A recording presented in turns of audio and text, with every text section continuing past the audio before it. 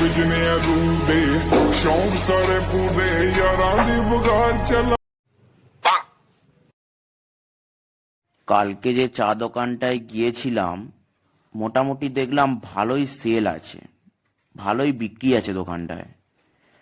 যদি per day 2000 cup চা বিক্রি হয়, তাহলে প্রত্যেকটা কাপের দাম 5 টাকা করে।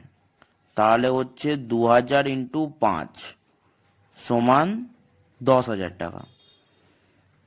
10,000 টাকা হলে তাহলে মাসে হচ্ছে 10,000 × 30, তাহলে হচ্ছে 3 লাখ টাকা। হ্যাঁ, 3 লাখ টাকা মাসে।